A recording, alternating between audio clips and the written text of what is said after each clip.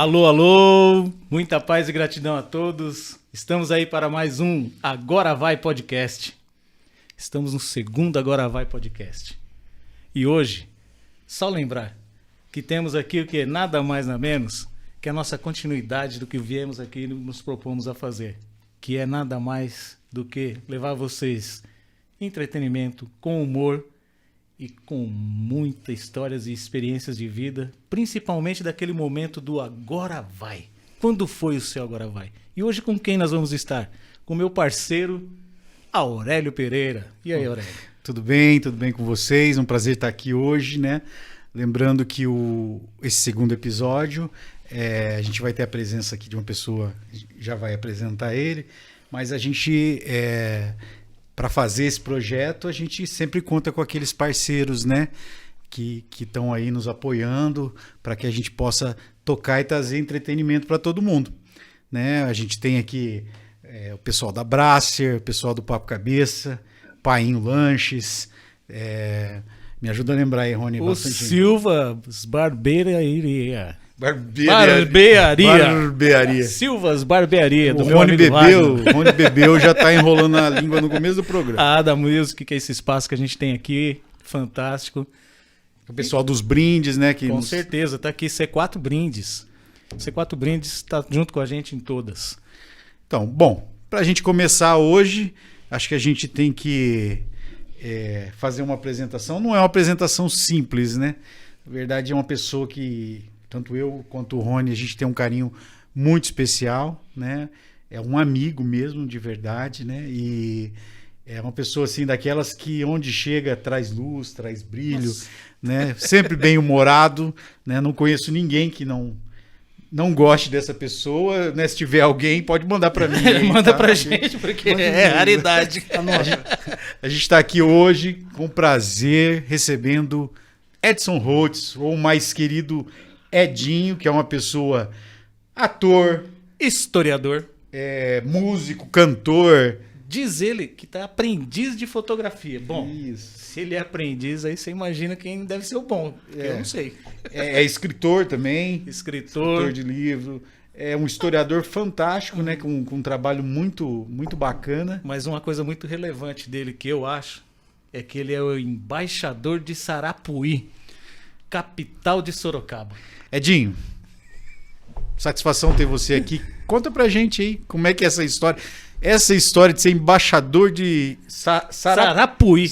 Eu não conhecia. Confesso que eu não conhecia. Bom, primeiro agradecer o convite aqui. 2 grandes amigos, né? Da vida, do teatro, das lutas do dia a dia. Mas já assisti o primeiro episódio, foi fantástico. Quem não assistiu, eu recomendo, assista o primeiro episódio do Agora Vai com o Vasco Roveral, foi fantástico. E já lançaram um convite no meio da entrevista. Eu já me obriguei a vir hoje aqui, né? Que é um prazer estar aqui. Bom, essa questão do embaixador, não é embaixador, na verdade. Eu sempre brinquei. Eu sou de Sarapuí, interior de São Paulo. É uma cidadezinha que fica entre Itapetininga e Sorocaba, muito pequena. E toda vez, quando eu vim para o Paraná, nos anos 80, quando eu falava que era de Sarapuí, o pessoal perguntava onde é isso, né? Eu, para economizar, eu falava, capital de Sorocaba. E tinha algumas pessoas a perguntar, mas nossa, Sorocaba tem capital? Tem, Sarapuí. Era uma brincadeira, claro, né? Para localizar. Mas eu sou praticamente um paranaense, né? Por adoção, eu estou aqui desde 81, que eu vim para cá. Então eu já meio que naturalizei, fiquei radicado já aqui no Paraná, em Londrina, desde 81, né? Fantástico, Edinho. Edinho, historiador. O que te interessou por história? O que fez te interessar nessa carreira de história? Então, aí vem uma longa história, mas fazendo um pequeno resumo... Edinho, o contador de histórias. Né? É o nosso Forrest Gump brasileiro. Na verdade, né, no final do ensino médio, eu estudava em Sorocaba, e chegou o 3º ano, eu queria fazer faculdade e não sabia o quê. Aquele velho drama, quem faz 3º ano sabe disso, né? E lembro que eu fui na biblioteca de Sorocaba, municipal, a pública, e procurei um livro de aptidões. Aí folheando o livro, respondendo algumas questões, não falava de profissão, mas na soma dos números deu lá, jornalista ou professor.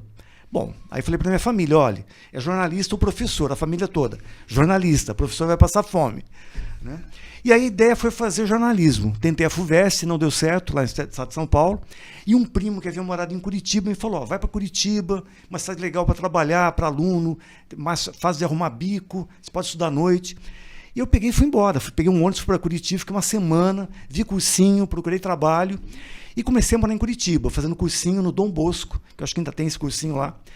Edinho, para de revelar a sua idade, para de dar esses detalhes. Já chega. Vamos omitir. Sou um adolescente de grisalho, tá? Mas chegando aos 60 anos agora, 6 décadas de vida. E no cursinho, eu descobri que na Federal do Paraná, comunicação social era integral. E eu precisava trabalhar. Na época não havia tantos shoppings, né, para trabalhar tarde e noite. E aí eu falei, bom, então vou para a segunda opção, que é professor. No cursinho, as matérias que eu mais gostava era geografia e história.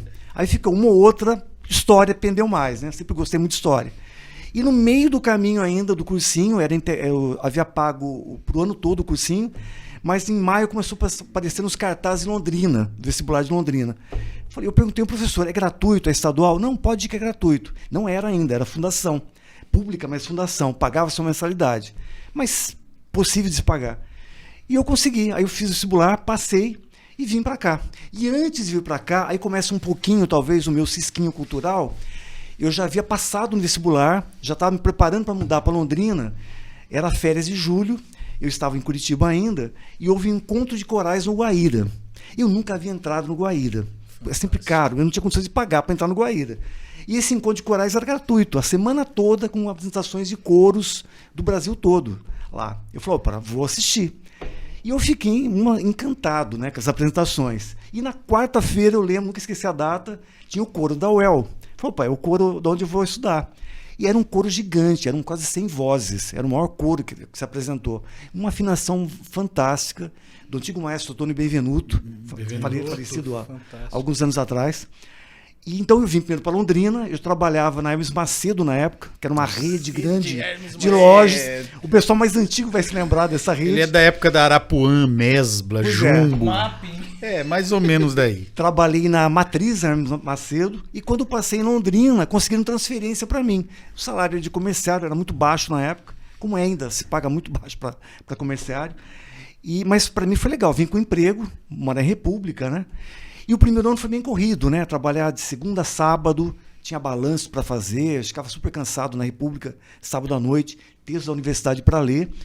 No ano seguinte, eu passei no concurso da universidade, fui trabalhar na UEL, no hospital universitário, comecei lá, e aí ficou mais tranquilo. Eu tinha uma hora de almoço, então eu saía às 5 da tarde e sábado livre. E num dia desse apareceu um cartazinho lá no mural do hospital, dizendo vagas o coro da UEL. Falou, para aquele coro que eu vim em Curitiba. E aí a minha entrada cultural se deu pelo coro da UEL. Na verdade, assim, lá no seu íntimo você gostaria de ter sido um terapeuta holístico, né? Mas acabou indo. Não dava, né? Eu já era meio que ligado ao 220, né? Bem isso. E, bom, mas essa questão da cultura, é bacana, a gente vai falar mais disso depois, mas assim, com esse foco na história e tal, a gente hoje fala muito sobre história, né? Hoje a gente tá vendo sempre essa coisa do revisionismo histórico e tal. Existe um esquecimento de algumas coisas ou um jeito de contar. Mas assim, uma coisa que me deixa um pouco curioso assim, é sobre a história do Brasil, né? A gente sempre está falando, de vez em quando a gente vê algumas produções de cinema ou de TV falando sobre Dom Pedro, sobre família real e tal. Assim, você, né, como historiador, não sei se você talvez não tenha tido foco nessa questão, mas essa história do Brasil que a gente ouve, que a gente aprende do descobrimento, mais nessa época do descobrimento, que mais recente a gente vamos deixar para um outro momento, mas assim, é uma história real, é uma história, o Brasil criou, por exemplo, a gente comemorou recentemente o 7 de setembro, né? Então assim, essa história ela foi assim mesmo, ou se criou um mito sobre aquilo, sobre fantasia. As margens do Ipiranga. Por exemplo, eu ouvi dizer que Dom Pedro não estava num cavalo, estava numa mula, porque naquela época, para fazer grandes distâncias, não se usava cavalo. Sim. O que você tem para contar para a gente? Na verdade, assim, não subia a serra de cavalo, subia de mula. Né? A tropa de mula. Né? Na verdade, o quadro do Pedro Américo, famoso, foi muito mostrado agora pelas comemorações do bicentenário da independência, você tem, na verdade, uma produção imagética, que a gente chama, né? Produção de imagens feitas posteriormente, tá? Que tentam... tudo bem, onde ocorreu, próximo onde hoje é o Museu de Ipiranga, não no local do museu, próximo dali, que ocorreu o famoso, sei que foi um grito. Isso. Na verdade, não haviam cavalos, é toda uma produção para dar uma tonalidade, para reforçar a grandiosidade do Império Português. Né? Você tinha, na verdade, era um regime absolutista, era uma monarquia absolutista que nós tínhamos, pela tradição europeia aqui. Havia uma pressão já das várias províncias brasileiras, inclusive com movimentos separatistas, muitas revoltas separatistas, e havia, na verdade, um impasse. Ou se abriu a monarquia, cedia, e foi o que fizeram, né? A monarquia cede para se transformar numa monarquia constitucional, quer dizer, teria que ficar abaixo de uma constituição, ou viria uma república antecipada.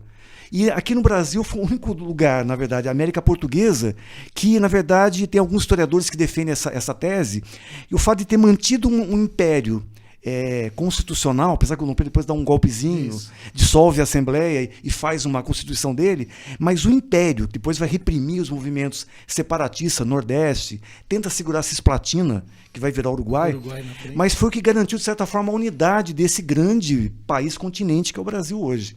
Mas existem produções para justificar isso, e muitas vezes as narrativas feitas posteriores aos fatos tentam embelezar muitas vezes os fatos. Você tocou na questão do descobrimento. Descobrimento é visão portuguesa. Na verdade, houve uma invasão. Existiam nações indígenas vivendo nesse território, sim, que hoje se chama Brasil. Então, se você fala que é uma invasão, é um conceito histórico. Fala de descobrimento, é outro. É um vazio demográfico. Esse mesmo conceito foi usado aqui no norte do Paraná. Quando diziam aqui haviam vazios demográficos, então Londrina, os pioneiros abriram a floresta, a mata inóspita. Foram expulsos indígenas daqui, poceiros daqui. Houve uma violência nesse avanço da chegada do homem branco aos territórios do norte do Paraná, inclusive expulsando antigos poceiros. E Edinho, aí você entrou num ponto legal, que a gente sai do máximo e vem pro mínimo, que vamos falar de Londrina. E a história de Londrina? Também, a história de Londrina também tem uma certa produção. Vamos, assim, para fazer um resumo, daria um dia inteiro para discutir sobre isso. Não, Edinho, a gente não tem muito tempo. Se você quiser, você pode beber uma aguinha e tal, né? Por exemplo, você tem o quê? É claro, nós temos uma companhia de terras. A gente até chama, eu coloquei isso tanto no meu mestrado quanto no doutorado, que eu discuto a formação do Museu Histórico de Londrina e as políticas e memórias que foram colocadas nesse museu. A quem representa o museu? Quais são os grupos que são glorificados ou endeusados na exposição do museu? Lá no museu, né? Quando você dá uma certa visibilidade a determinados grupos na memória, você muitas vezes apaga outros grupos. Você silencia outros grupos. É importante, assim, para quem não conhece, o Edson, nesse papel dele de historiador, né, ele fez a sua tese de mestrado contando, né, é um gancho que a gente pega agora para falar sobre este livro aqui, que é a primeira edição, né, mostra a capinha da segunda edição aí, Edinho, né? Então aqui o Edson ele conta, né, vou falar e depois ele vai explicar a história de Londrina sobre uma outra perspectiva, a história da ocupação de Londrina, né? Mas, bom, é melhor que o Edinho fale. Conta pra gente, Edinho, como que foi esse trabalho? Assim, de onde você surgiu? Onde teve essa ideia? Falei, não, eu não quero falar aqui dessas pessoas representadas no museu, né? Quero falar de pessoas reais. De outras pessoas. Sim. Não da aristocracia, vamos dizer assim. Se é que a gente pode, se eu não estiver errado, você pode me corrigir. Mas assim, vamos falar daquelas outras pessoas que participaram desse momento, dessa construção, né? E que mereciam ter a sua história contada e relatada também. Tá, na verdade, o meu mestrado, o que aconteceu? E só para entender essa escolha do mestrado, e talvez para fechar aquela discussão do início, a pergunta inicial. A história, ela, enquanto ciência, ela não trabalha com a chamada verdade que as pessoas têm com relação ao passado. É claro, existem fatos. Os portugueses chegaram, houve houve a escravidão, a produção, a exploração das terras, tudo mais, enriquecimento europeu, tudo mais. Mas você tem o quê? Quando o historiador, ele volta para o passado, tá? O passado pode ser recentíssimo, como é o caso da pandemia, contemporâneo, pode ser lá no começo período colonial, ou voltar na antiguidade. O historiador, ele trabalha com fragmentos do passado. Tá? Então, que fragmentos tem desse passado? Então, ele vai pesquisar arquivos, ou é pesquisa arqueológica, se é muito mais antigo, se é uma coisa recente, como a pandemia. O historiador pode trabalhar com temas contemporâneos. Vai trabalhar com a pandemia. Participo de um projeto desde o ano passado que discute a pandemia e faz história oral com as pessoas durante a pandemia, chamada História do Tempo Presente. E para você perceber o impacto na vida das pessoas. Agora, quando você escolhe alguém para fazer uma entrevista, você pega um documento A e não o B, ou como você lê esse documento, e aí você vai construir uma narrativa sobre ele, tem muito do que é você como historiador, as suas opções políticas, teóricas, metodológicas. Isso influi no quê? Na narrativa que o historiador vai construir sobre esse passado. Ele pode dar um viés na Exato. sua... Por isso que no museu, por exemplo, no Museu Paulista, antigamente você tinha lá o quadro do Pedro Américo, só o quadro. Mas as nada. pessoas viam e, nossa, endeusavam os bandeirantes, aquela visão dos bandeirantes como os desbravadores dos sertões, e não mostravam o outro lado. Depois, quando um historiador virou diretor do professor Upiano Bezerra Menezes, ele virou diretor do museu, ele colocava uma plaquinha explicando cada quadro. Esse quadro foi feito de encomenda, tempos depois, para celebrar... Exatamente, para celebrar a memória dos bandeirantes, que na verdade apreavam índios, matavam índios. Você tem aqui no norte do Paraná, Santa Catarina, antes de chegarem as companhias de terras, houve um processo de limpeza da região dos indígenas. E há um depoimento, inclusive, que eu vi na minha tese, inclusive de uma pessoa aqui de Biporã, que o pai dela decidia que algumas companhias de terras, quando mandavam uns certos grileiros na frente, alguns tentavam expulsar os índios, alguns traziam orelhas de índios em barbantes, para justificar quantos índios haviam matado. É a produção dele. Então você tem uma violência por trás de uma certa ocupação que é depois meio que apagada da história. E aí você consegue recuperar, às vezes, por um depoimento oral, alguma coisa, ou algum documento, algum registro. Dependendo da posição do historiador, de quem vai fazer essa pesquisa e vai construir uma narrativa, ele pode celebrar a memória de algum tema, de algumas pessoas, e, por outro, ocultar. Então, chegou no mestrado, eu queria fazer algo sobre Londrina, já estava aqui, não nasci aqui em Londrina, né? Sou da capital de Sorocaba, Sarapuí. Então, mas trabalhei muitos anos, depois do HU, e fui para a universidade trabalhar num antigo arquivo histórico, que é o Centro de Documentação, CDPH, hoje é Núcleo de Documentação e Pesquisa Histórica. É um dos maiores centros de documentação do país, ligados a um curso de História. E eu trabalhava com as fontes, que é o métier dos historiadores, ajudava muitos alunos nas pesquisas. E aí, eu fazendo mestrado, eu conhecia várias fontes. E percebi que lá, dentre as pesquisas que saíam, pouquíssimo se falava da zona boêmia da cidade. Havia um ou outro trabalho, muito pouco. E é o chamado pessoal que fica chamada margem da história. Você coloca debaixo do tapete. E aí eu comecei a ler, me interessei pelo tema, comecei a procurar. Por que será que o Edinho se interessou por a Zona Boêmia? Zona Boêmia. Deixa eu só mostrar o nome do livro aqui, Edinho, que o pessoal vai entender metade do caminho. Noites Ilícitas. Aí a gente consegue entrar mais fácil ainda na história. E foi assim, na verdade, a primeira opção que eu tinha, como eu organizava os documentos no NDPH, eu percebia que na década de 50, no final dos anos 40, 50, o que acontecia? Você tinha só o rádio, ainda não com uma certa abrangência no país, e os jornais e panfletos, era a forma de divulgar. Nem tinha internet, não tinha celular, esquece a tecnologia de hoje. E mandavam, a Companhia de Terras, quando começa a lotear terras aqui no Paraná, faz uma propaganda imensa em jornais, terras vermelhas, terras ricas, não tem saúva, super férteis. Isso vai para o mundo, aí vem imigrantes de fora, imigrantes de outros países, como vem muitos migrantes, muitos nordestinos, muitos paulistas, muitos mineiros para cá. Só que acontece, começou a faltar, já tinha muita gente aqui, começou a faltar espaço e trabalho, mas a propaganda tinha um efeito retardado, continuava chegando gente. Você não tinha TV, um jornal nacional para avisar, parem de vir para Londrina, não tem mais emprego. Levava 35 dias para chegar outra. E aí você tem uma demanda, uma miséria, muitas pessoas passando necessidades, E há um boom, na verdade, de entidades filantrópicas. As principais entidades filantrópicas de Londrina, albergue, começam a ser formadas nesse período, nessas décadas, 40, então dos anos 40, 50, para dar conta dessa miséria, né, que acontece na cidade. E aí você percebe, eu falei, bom, aí eu pensei, vou trabalhar então com a filantropia. O que é filantropia? Que é aquela coisa, não, eu vou dar um jeito aqui, vou dar uma cobertura aqui, vou garantir um cantinho no céu. Não vou resolver o problema da fome, do trabalho, mas eu vou dar um jeitinho. Eu pensei em fazer um trabalho crítico, mas aí eu percebi que a filantropia não dava conta de certos personagens que estavam agregados ao mundo da boemia. E fui descobrindo, para minha surpresa, que não era daqui. E aí, conversando com pessoas mais velhas da cidade, que existia uma grande zona boêmia na cidade. Uma das maiores zonas de prostituição da história do país.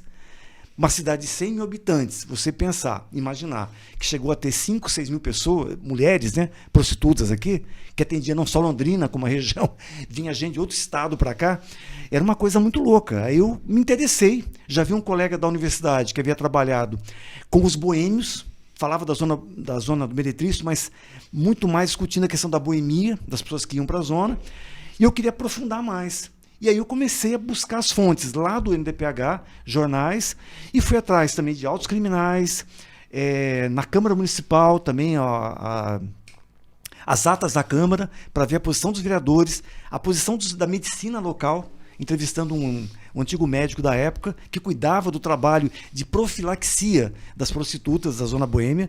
Elas eram obrigadas a fazer exames médicos no posto de saúde. Se elas não fossem a polícia buscar para trazer, porque senão tinha propagação de doenças venéreas, e a maioria dos frequentadores da Zona Boêmia não eram só os solteiros, muitos casados iam para lá, então contaminavam suas mulheres com sífilis, gonorreia, as várias doenças venéreas. Então você tinha um caldeirão imenso de coisas e uma coisa não divulgada. E aí eu falei, não, é aí que eu vou embarcar nessa. E aí foi minha aventura, né? Fazer um projeto para trabalhar. A Unesp de Assis, que tem um mestrado, aceitou meu projeto, entrou na época na área de mentalidades, história das mentalidades, porque eu ia discutir como os discursos que eram emanados pelo centro do poder da cidade, ou os centros de poderes, judiciário, medicina, a imprensa, legislativo, tentavam normatizar a vida dessas mulheres e, ao mesmo tempo, circunscrevê-las em determinados territórios da cidade. E essa zona boêmia ela vai caminhar conforme a cidade cresce. Né? É assim, bom, havia toda essa questão, existia um glamour também, né? Dizem algumas histórias do livro que algumas mulheres que vinham trabalhar naquela época vinham de avião, que era uma coisa, né? Londrina era um centro. Tinha um nome esse avião e falar nisso, não tinha? Sim. Como que era o famoso balaio de putas. Balaio aéreo. Haviam 2 balaios, né? O balaio aéreo e o balaio da charrete. A charrete também é chamada. Então Londrina era uma cidade pujante no café, muito dinheiro, né? Sim. Mas assim, uma história que ela acabou, como você disse, ficando, digamos assim, escondida, né? Porque há histórias de que algumas dessas moças depois acabaram se casando com pessoas de família tradicional. Então, talvez fosse esse o motivo da história ter sido abafada, né? Mas assim, durante esse teu trabalho, você teve a oportunidade de conversar com pessoas que ainda eram remanescentes dessa época, né? Se eu não me engano, tinha uma dessas senhoras que trabalhava. Sim. Como é que foi esse... Então, o meu trabalho, o que aconteceu? Foram 3 espaços, né? Historiador tem essa mania, né? Vai trabalhar algum tema, ele precisa contextualizar o que aconteceu antes. E eu lembro que eu tive a sorte, na verdade, hoje é difícil acontecer, na minha época o mestrado eram 4 anos. Imagina, eu tinha 1 ano para as disciplinas, quase 2 anos de pesquisa, 1 ano para redação. Então eu tive muito tempo para ir atrás das fontes. Então eu consegui fazer um trabalho, primeiro, para contextualizar a história da cidade, entender como é que foi essa formação, a questão do café, a riqueza. Que era Vila Matos ali. Exato. Antes disso era Vila Brasil, a região da Rua Brasil, Rio Grande do Sul, aquela região mais central. A cidade vai crescendo e começa a incomodar a Zona Boêmia. A pressão começa a ser muito grande, o crescimento da cidade, e eles são empurrados. Aí há uma espécie de um loteamento que a Santa Casa vai comandar, a própria Santa Casa, que era um problema para a igreja, né? Uma entidade ligada à igreja, loteou os terrenos onde hoje é a rodoviária nova de Londrina, ali formou a Vila Matos. Então foi meio que um loteamento de zona boêmia, para casas de prostituição, bares, e os pequenos lupanares e os grandes lupanares, né? A zona era bem democrática, né? Tinha lupanares para pessoas mais simples e para os mais ricos. A famosa casa da Selma, a casa da Laura, eram casas riquíssimas. Só vinham mulheres de fora. Shows da Argentina, de outros países. Shows, grandes shows aconteciam lá. Então, tinha show que não vinha para a cidade, mas ia na zona. Então, grandes cantores. O presidente vem aqui, né? Veio o governador, né? O Moisés Upion, na verdade. Ah, é? Uma vez isso tem o Mário Fugante, que era um antigo boêmio da cidade, que conta que chegou numa dessas casas mais ricas, né?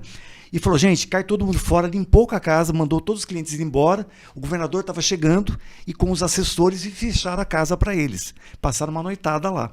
Naquela época, se hoje nós temos já algumas visões sexistas, né, de alguns poderes do país, imagina aquela época que o machismo era muito mais tradicional, né?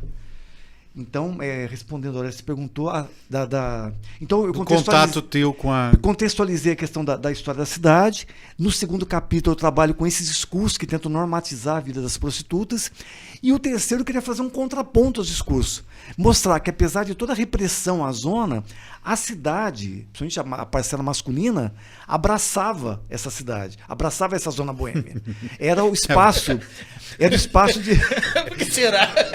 De sociabilidade, é o espaço de sociabilidade masculina, preponderante. Então os homens saíam. Aí tinha aquelas informações que o pessoal do Rotary marcava uma reunião, demorava meia hora a reunião, acabava a reunião, o pessoal descia para a zona. Não havia celular para as mulheres terem controle dos homens, todos iam para a zona boêmia. Não tinha... Exato.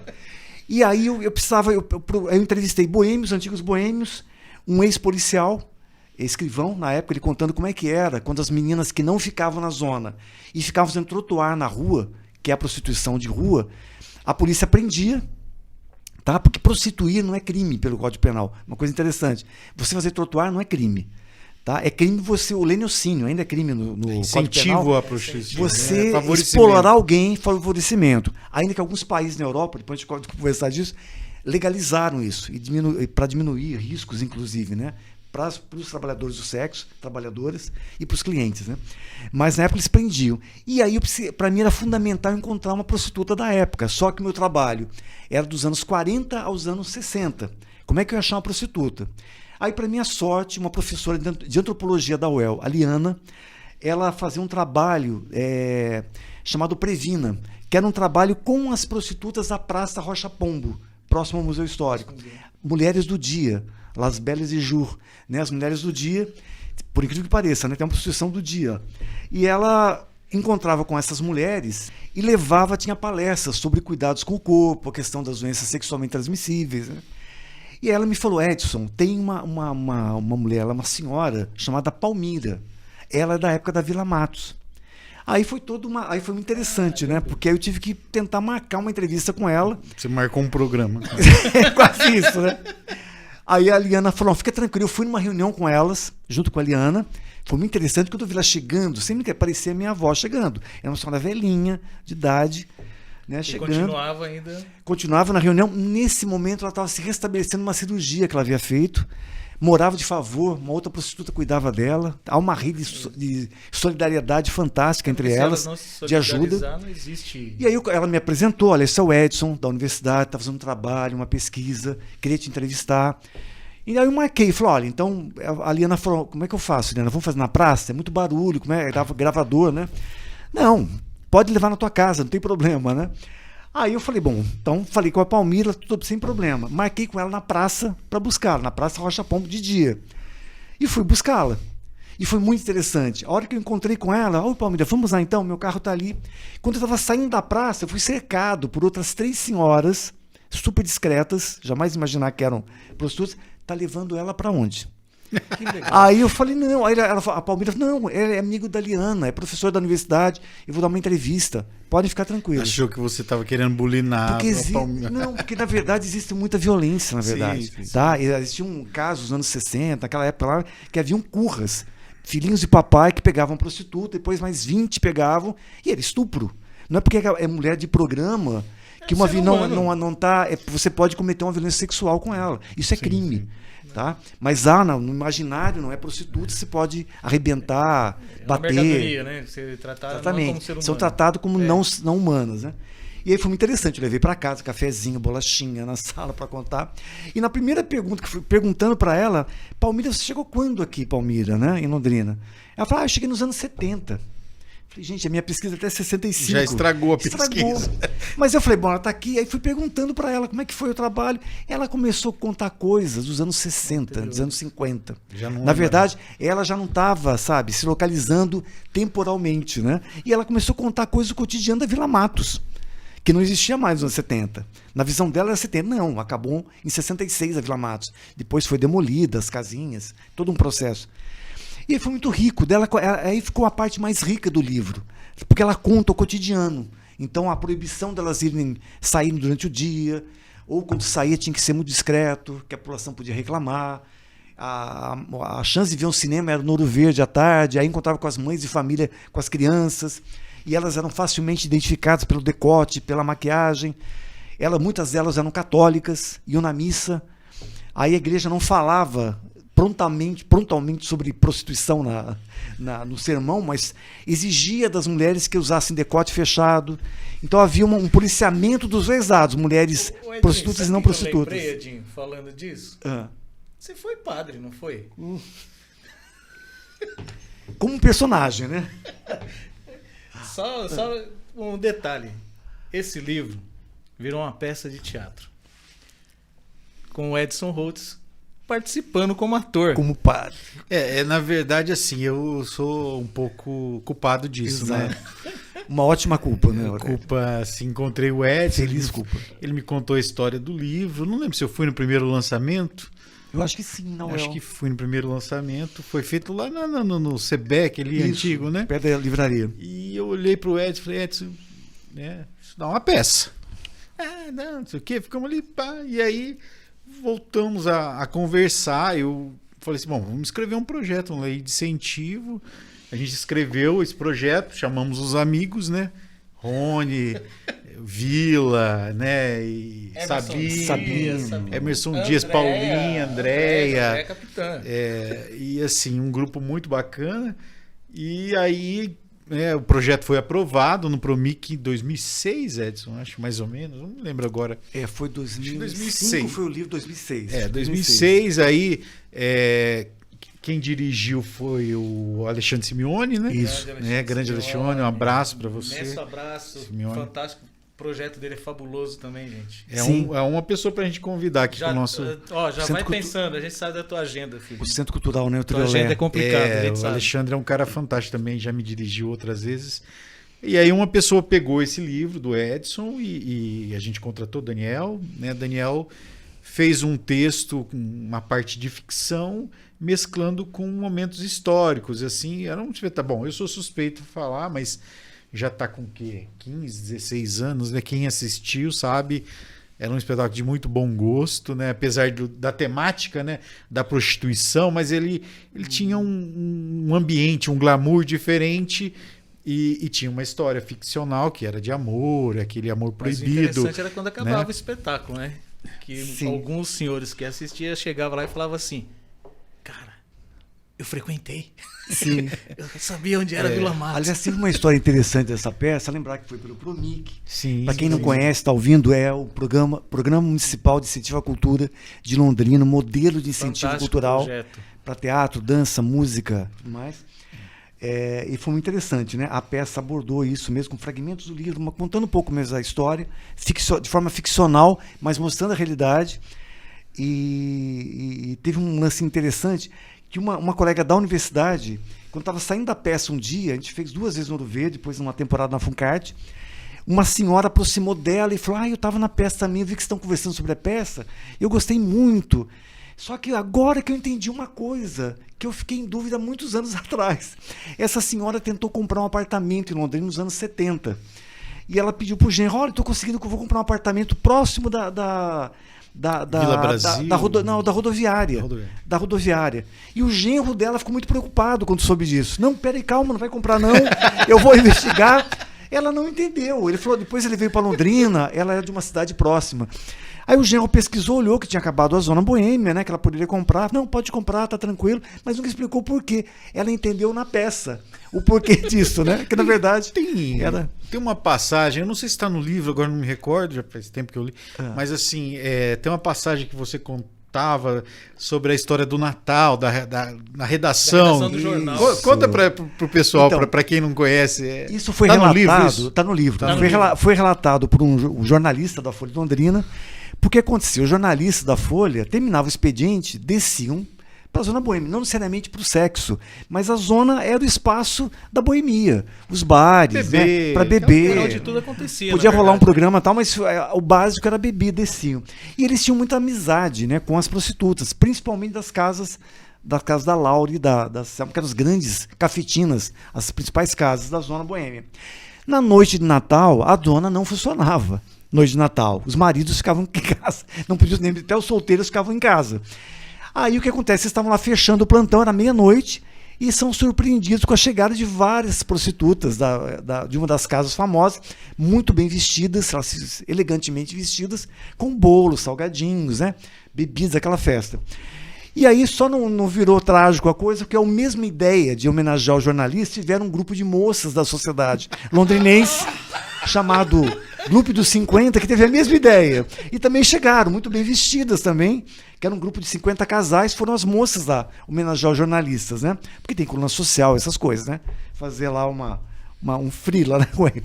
O que acontece? Aí elas ficavam olhando as outras mulheres, elas achavam que olhavam para as prostitutas, achavam que eram pessoas da sociedade, mas de onde que elas são, né? Que a gente não conhece dos bailes, né? Do country, de onde eram? E as prostitutas falavam, nossa, elas são putas de qual casa que a gente está reconhecendo? Mas aí disse que logo terminou. Acharam que era concorrência. Disse que ninguém Vocês perguntou vieram em qual nada. avião? Qual balaio vocês caíram? Ninguém descobriu, acabou certinho, porque eles ficaram tranquilos, né? Cada um foi pro seu canto, né? Mas foi um dos encontros, né, que aconteceu, mas que ninguém percebeu, na verdade, né? Olhando assim, ó, o Edinho começou contando a história dele pra gente, que ele começa lá com o coral, que não sei o que, com a cultura. Edinho, a gente já foi pro livro, nós já fomos pra peça, e aí eu tenho na mesa aqui algumas fotografias.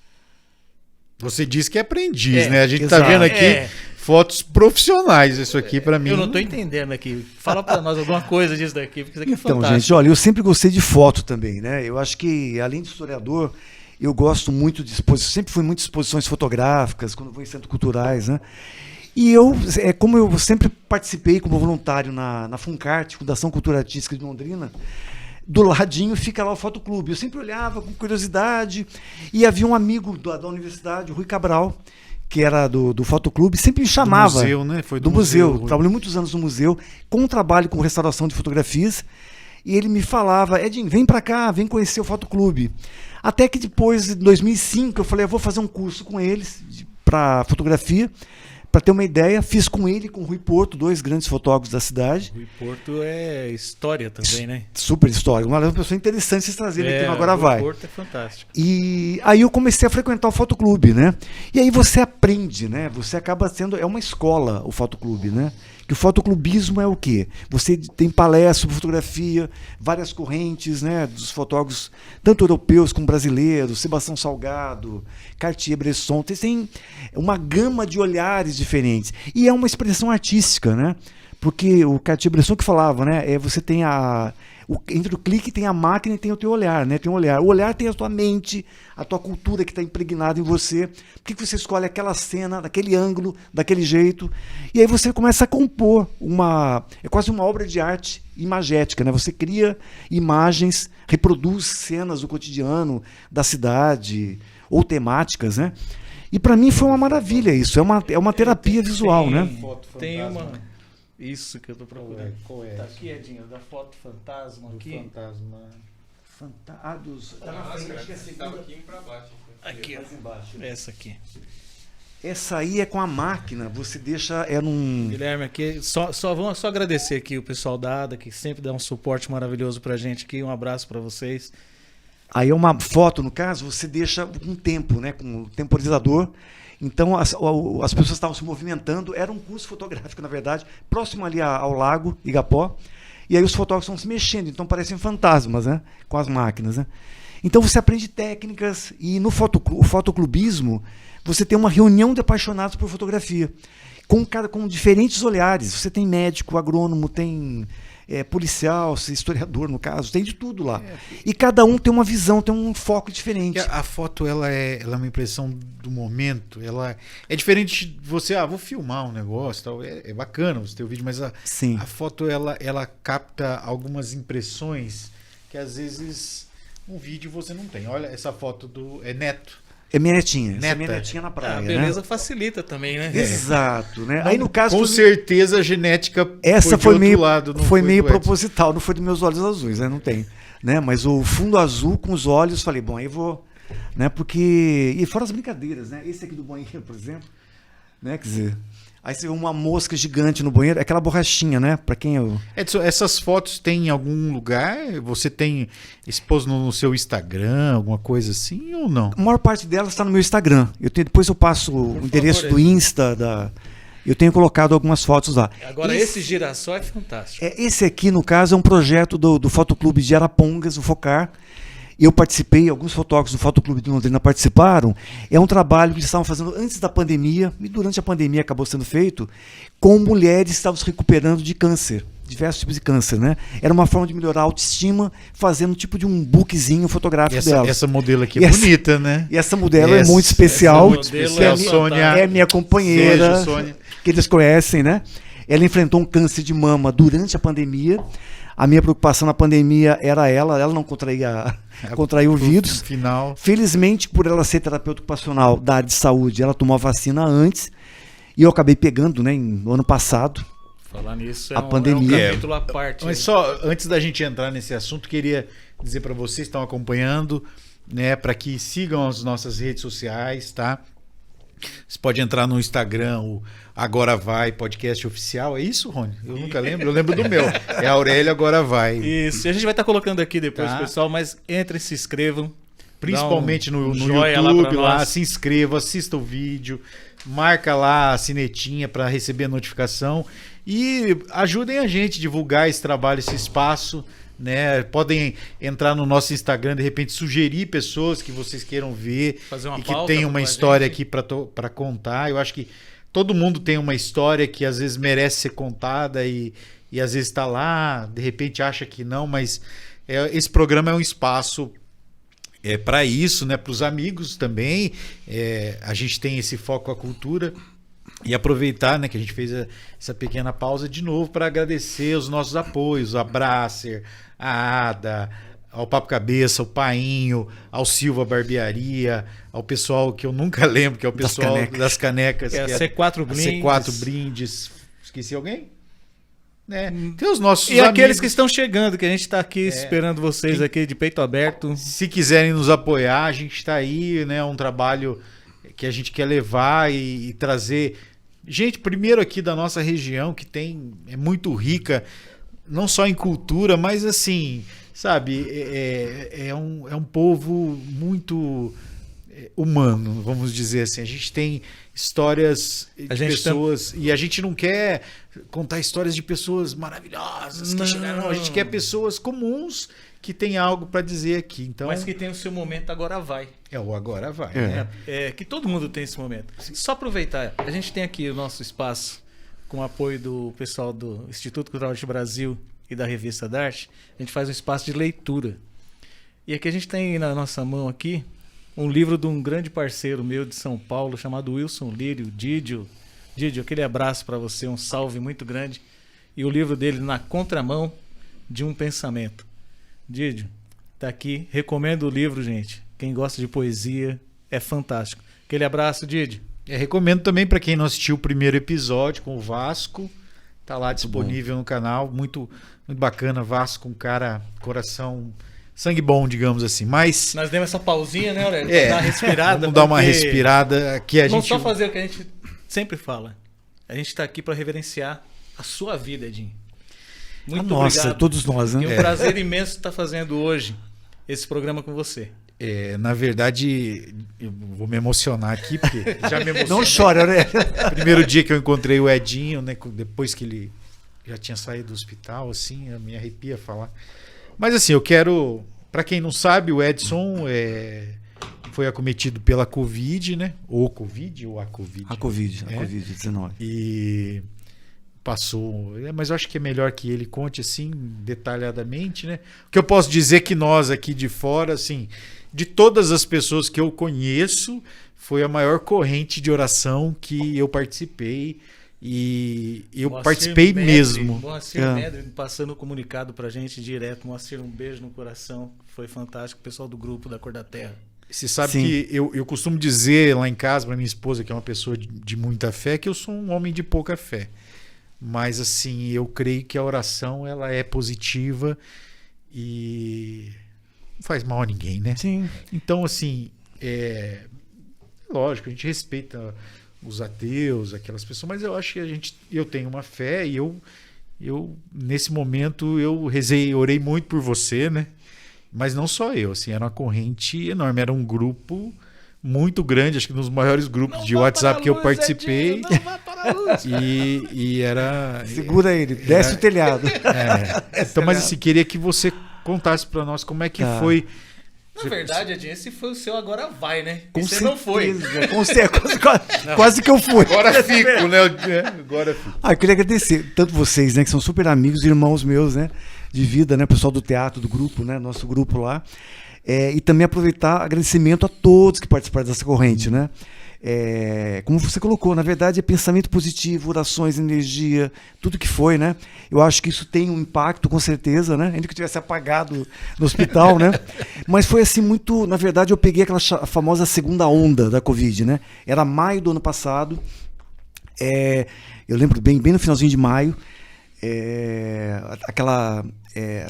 ficou muito claro, na verdade, eu queria até aproveitar como quase um desabafo. Na verdade, eu fui quase uma vítima, como muitos foram, na verdade, da irresponsabilidade do governo federal pelo seu negacionismo à ciência, negacionismo à pesquisa, negacionismo à universidade, a toda a pesquisa que o mundo estava fazendo, não só o Bolsonaro, Donald Trump, todos os governos que não respeitaram o que a ciência, o que a Organização Mundial de Saúde preconizava de cuidados com relação à Covid. Eu acompanhei, né, quando me recuperava da Covid no hospital, acompanhava a CPI da Covid. Esse atraso de 30 dias na compra de vacina, que poderia ter sido antes, quando eu fui tomar iria tomar minha primeira dose, eu peguei a Covid faltando 15 dias para tomar a primeira dose. Ou seja, eu poderia já estar com a vacina, a primeira dose, 15 dias no meu corpo. Isso poderia ter dado um impacto, talvez eu não tivesse passado por o que eu passei, e principalmente as pessoas que ficaram de fora, sofrendo com a minha possibilidade de ir embora, né? Então, na verdade, assim, eu ainda sobrevivi. Tive sequelas, recuperei agora, mas e os que não sobreviveram? Sabe? Então, quando você vê na estatística hoje, que o Brasil, hoje, a população do Brasil equivale a 4% da população mundial. Repito, o Brasil equivale a 4% da população mundial. Nós tivemos 11% dos mortos da Covid. Os norte-americanos, idem, por conta de 2 governos negacionistas, sabe? Que não fizeram uma péssima gestão da saúde pública. E as pessoas pagaram com a vida disso. E vale lembrar que nesse período você não estava saindo, você estava cuidando da sua esposa. Exato, sabe? Né? A gente não se cuidava com máscara. Felizmente já tinha tomado a vacina, foi minha sorte, porque ela estava com o organismo debilitado por causa do câncer. Ela acabou contraindo a Covid. Felizmente, estou um pouco mal-estar. Meu filho também. E eu que não tinha comorbidade, nada, de repente foi um furacão, né? Porque como é que foi? Você descobriu? Começou a sentir? Começou com uma gripe, foi muito engraçado. Eu estava no fotoclube numa sexta-feira. Eu não sei se já tinha pego vírus ou não, mas eu fui no fotoclube montar uma exposição com o pessoal, todo mundo com máscara, local aberto, ventilado, pouca gente lá.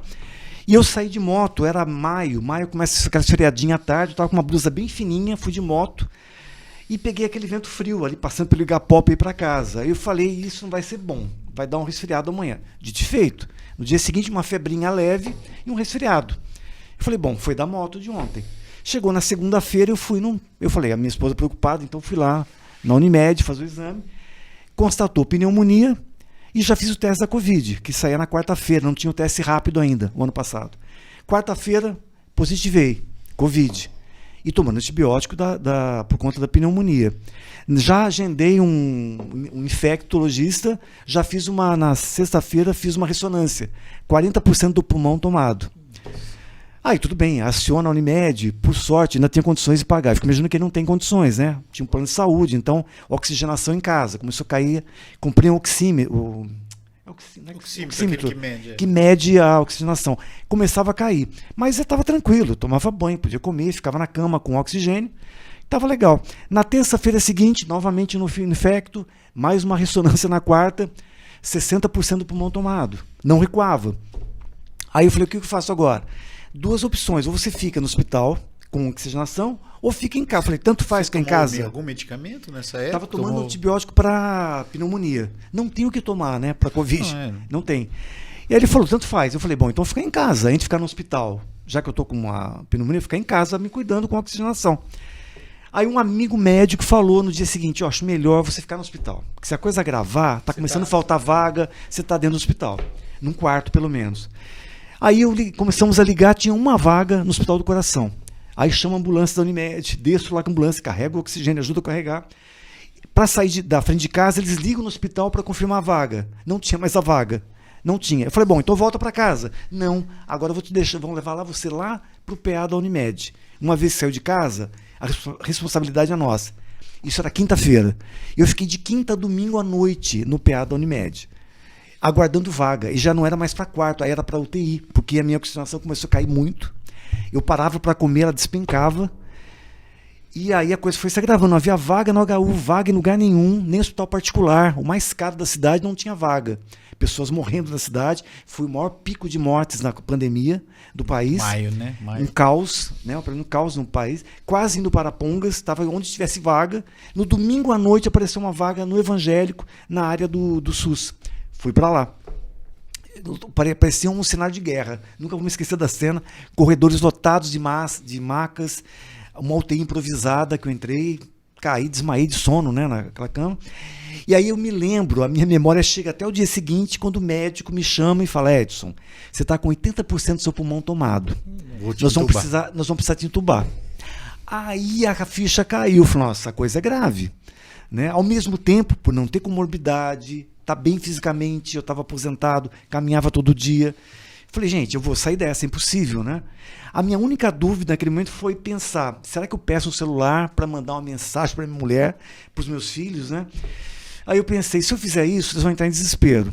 Como se não fosse ser entubado. Foi um erro. Hoje eu confesso que foi um grande erro. Podia ter sido a minha última chance de mandar uma mensagem para eles. Nunca façam isso, tá? Se acontecer alguma coisa, mande uma mensagem, abracem bastante as pessoas, não briguem com ninguém, perdoem quem vocês puderem, a gente nunca sabe quando vai. E aí eu não lembro de mais nada. É impressionante que eu não lembro nem assim, ó, vamos preparar agora, que vai entubar, vamos te dar uma anestesia. Que depois que eu saí do hospital, tive que voltar para fazer algumas coisas, eles avisavam, olha, vamos te anestesiar. Isso eu não lembro. Quanto tempo, Edson? Eu fiquei 22 dias entubado, eu fui acordar, acho que depois do 35º dia, na UTI. Depois que tiraram, que eu resisti, né? Mas nessa eu subi no telhado várias vezes. Né? Ou montaram esse grupo do WhatsApp, que minha esposa aguentava mais atender telefone, estava preocupado, desesperado. Um grupo da UEL fantástico, que repassava as informações, mas segundo o meu amigo, eu subi no telhado várias vezes para ir. Agora vai, não tem o que fazer, depende dele. Agora vai, foi depois. Agora vai. Não foi. O corpo, na verdade, o que aconteceu? O que me salvou foi entubar. Os médicos depois me contaram, no início da pandemia, eles deixavam para entubar no último momento. Eles perceberam que não. Se estava atacando, como foi no caso do pulmão, precisava entubar antes para o corpo reagir e a intubação garantia a oxigenação. Só que, é claro, mas não era garantia também. Não era garantia, né? Ninguém conhecia, na verdade. Não conhece, acho que não conhece. Na verdade, eu quase virei mais um número na estatística, né? E assim, nesse período de internação, você não lembra nada, você não viu a luz.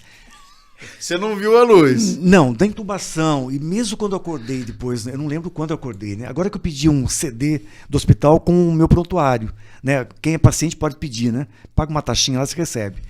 Que eu tô com uma ideia agora, assim, que eu acho que agora houve um distanciamento como historiador e como pessoa que passou por isso, que eu acho que eu preciso escrever alguma coisa sobre a pandemia, até por conta do projeto que eu participei da UEL, de registrar a pandemia, como contar essa experiência, o que é você estar no olho do furacão, você estar ali dentro, passar por isso. Edson, assim... Só a gente lembrar, a gente só lembrando, a gente assistiu agora o filme do Adriano Garibe, Sim. com o grande mestre Miller, Cláudio Miller. E tem umas cenas ali que a gente olha e fala assim, cara, como é difícil. Esse posicionamento da vida passar e a gente Sim, não... claro. E ele foi feito justamente pegando esse período da pandemia, né? Sim. O Edson, assim, bom, não precisa nem falar, né, da felicidade de ter dado tudo certo, né? Claro. Assim, depois, Mas tem uma né? coisinha, posso contar uma coisa engraçada? Claro. Já que agora vai para ficar pesado na pandemia, Não, né? não pode. Houve uma coisa muito engraçada, minha esposa Rê tem Tudo hoje que o disso, Edson né? faz tem alguma coisa engraçada. Tem algo até. engraçado. Que bom, né? Que vem por esse lado. Porque quando eu tava no TI, eu lembrava que assim, você fica meio sedado, você fica viajando na maionese. E como tirou a intubação, eles abrem um catéter aqui no peito, né? Então você não fala. E eu perdi toda a massa muscular nesse período. 1 mês e meio, de 85 fui para 50 quilos. Eu fiquei um palito no hospital. Eu não mexia nada, ficava assim, deitado, né? E para mim, na hora que eu acordei, comecei a acordar na UTI, aquilo, parecia que eu lembrava do LabTed da UEL, né? Quem não conhece, é o Núcleo de Tecnologia, antigo Núcleo de Tecnologia Educacional da UEL, LabTed. Trabalhava perto lá. Eu via luzinhas piscando, que acho que é da UTI, e o pessoal passando para lá e para cá, picando o braço toda hora para tirar sangue, aquela coisa. E eu achava que estava num tatame, aquela coisa esquisita. Com o tempo foi melhorando. Aí eles falavam comigo, pediram a minha esposa para fazer um prontuário efetivo, uma coisa interessante, que eles colocavam dados, né? Ó, ele é historiador, tem 3 filhos, mexe com teatro, trabalhou com música, ouro cênico, uma série de coisas, para o pessoal interagir com o paciente, para ver as reações, né? E eu só assim, piscava, porque não falava nada. Aí um dia falaram, olha, tua esposa, ela ligou aqui ontem, apareceu ontem, eu não entendi o que era, na verdade tinha ligado, né? Eles faziam muita chamada por celular, por conta da Covid, não podia ter acesso ao hospital. E eu falei, nossa, não consegui ver, então vai ser amanhã ela vai falar. Aí um dia eu tô assim, a falar, olha quem tá aqui, eu virei a cabeça assim, meio de ladinho, eu olhei, parecia uma janela não tem, né? Era um celular, na verdade, e a minha esposa andando com a mão, para mim. Eu olhei assim para ela, eu falei, eu não podia falar, né? Não estava sem voz. Quem é essa mulher? Eu não reconhecia, gente. Falei, quem que é essa mulher, gente? Eu não conheço ela. E eu não conseguia falar para as enfermeiras. Olha, é golpe. Isso é golpe. Tá? Eu vou ser refém. Ela vai me tirar daqui, gente. Vai me matar. Vai ficar com a minha casa. Quem é essa mulher? Uma coisa louca, gente. Acho que talvez pela sedação, né? Eu falei, que absurdo. O tempo que você ficou ali foi um tempo louco, mas depois né? passou, reconheci ela felizmente, né? Histórias, né, Edinho? Muitas histórias para contar. Muitas. Se a gente fosse ficar aqui, a gente ia precisar de uns 4 podcasts desse aqui. Bom, mas assim, passado toda essa angústia, né, que você viveu na pele e nós sofrendo aqui, torcendo por você se recuperou, né? Mais Gratidão, uma vez, né, Rony? Com certeza. Sempre gratidão. Ah. E a gente quer saber agora, assim, e agora?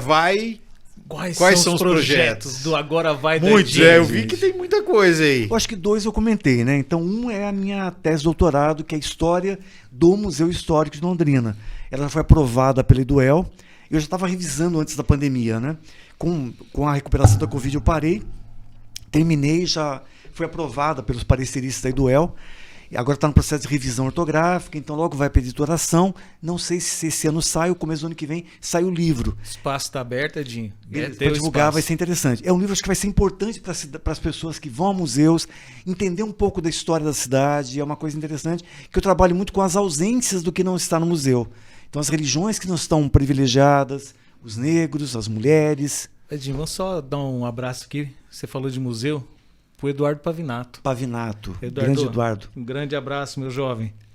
E aí esse livro da pandemia, que eu quero talvez fazer um ensaio ou ficção, estou pensando o que fazer. E estou estruturando, eu fiquei muito tempo trabalho como voluntário na diretoria da Funcart. E fiquei presidente nos últimos anos. E agora eu estou saindo da presidência e eu vou cuidar de estruturar um núcleo de dramaturgia e literatura, vinculada à Escola Municipal de Teatro, para produzir textos, né, juntar os romancistas da cidade, poetas, contistas, cronistas. Quem quiser participar vai ser um grupo aberto. A ideia é congregar essas pessoas, produzir material que possa ser encenado pelos alunos e ter uma produção dramatúrgica, principalmente de textos que falem do Norte do Paraná, falem das nossas... Conte a nossa história. E conte a nossa história.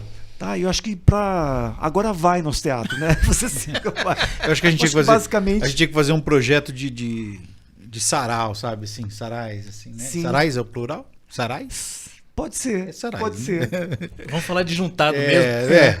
A E gente se me permitirem, gente, assim, favor. e também quero, como eu estou no Fotoclube, a ideia agora, eu já participei de vários assim, concursos, mas tem uma coisa, o lado coletivo do Fotoclube, que são as bienais fotográficas, que aí você tem uma contagem, tem os prêmios individuais, menções honrosas, uma pontuação, mas tem também uma coisa coletiva, quando várias fotos são aprovadas.